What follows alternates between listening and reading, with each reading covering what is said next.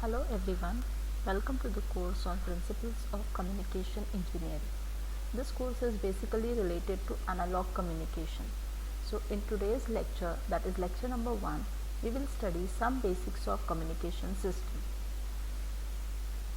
The content of this lecture will be definition of communication system, definition of communication and block diagram of communication system. So let us start.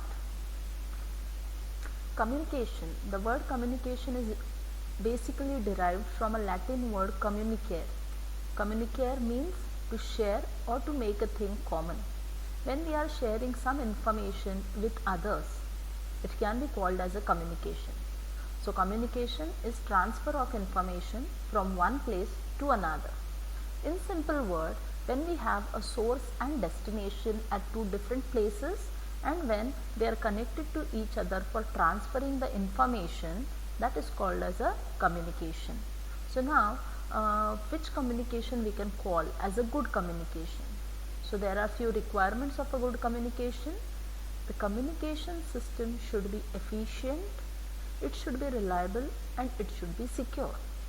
Efficient and reliable means whatever information is sent from the transmitter end, the same information should be received at the receiving end. As it is not possible to get the exact one, it should be more or less same. So if it is same, we can call it as a efficient communication system. At the same time, when we are doing this communication, it is expected that whatever information is sent, it should go and reach at the desired destination only, and it should not be accessible to anyone else. Then we can call the communication as the secure one. So with these three parameters, we can call the communication as a good communication.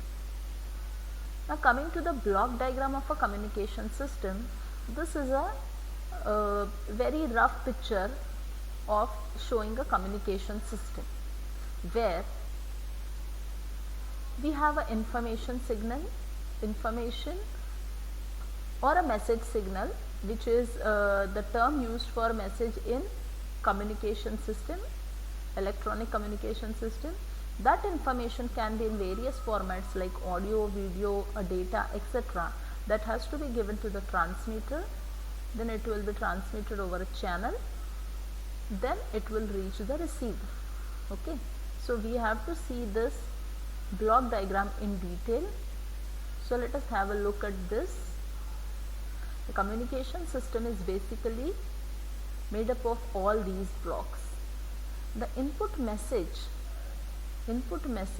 can be in any format which we want to transmit over the channel.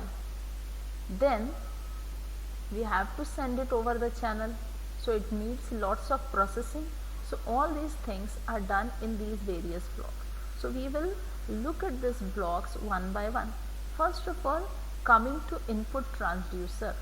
Now, as we know that the input source can be an analog source or a digital source, but we want our signal to travel through the channel, and to make it compatible, it has to be in electrical format. So any form of energy first of all needs to be converted into an electrical signal. So that work is done by the input transducer. Now for example, when I am speaking, my main message or the input message is in the audio signal format, but that audio signal cannot cover the longer distance, right? Hence it has to be converted into electrical signal. So the microphone which I am using, that microphone is nothing but an input transducer. It is using my frequency and amplitude of voice signal and converting it into an equivalent electrical signal. Okay, so that is input transducer. Now after the input transducer, the signal is now in electrical format, and now it is given to the transmitter. What is this transmitter? The transmitter is basically a collection of number of electronic components, electronic equipments, and what it does, it couples the message to the channel. That means it does the job of making the signal compatible with the channel so that it can travel properly over the channel.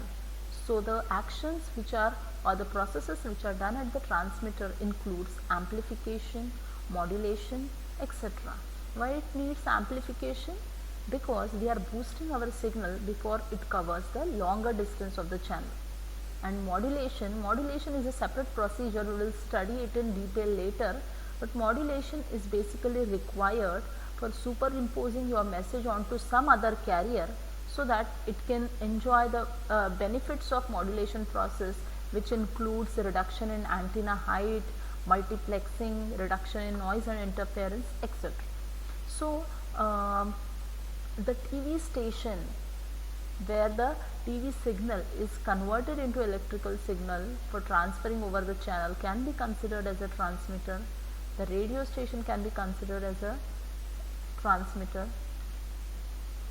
Now coming to the next part of a block diagram, that is a channel. Now channel is basically a physical medium on which actually the transmission happens. Now this channel can be of various types. It can be a wired or a wireless type. We will see the types of channel in detail.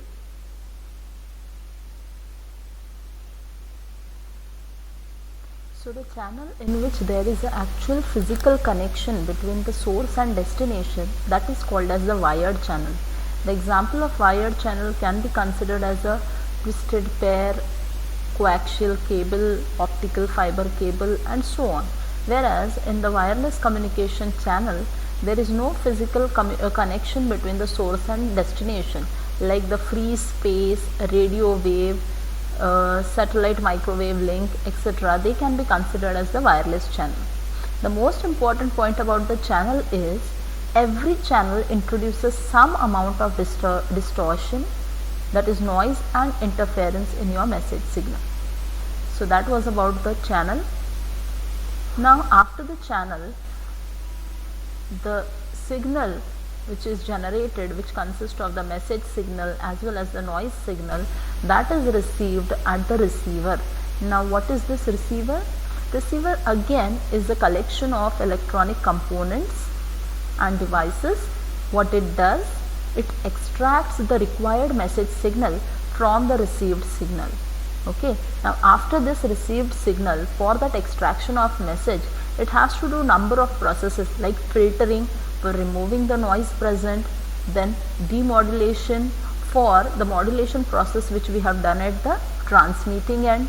Now after your signal has covered a longer distance, it has lost its energy, for that it has to amplify the received signal, like that. After all these processes, we get the received desired signal. So the TV set which is present at our home does the work of receiver, so that whatever received signal is there, it does all this extraction process and shows us the actual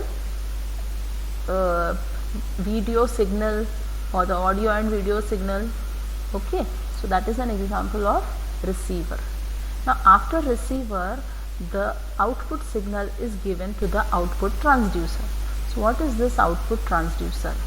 As we have seen, the received signal reaching the output transducer will be in electrical format, but what is desired at the destination is the same format which was sent at the transmitter. For example, if I am talking and that was converted by microphone into electrical signal, at the receiving end the same voice signal should be received instead of the electrical signal. So again we require a transducer which will convert the electrical signal back into the original form. So here the output transducer is a loudspeaker. We can consider it as an example, which converts the voice signal into the which converts the electrical signal into the voice signal. So these are all the blocks of communication system.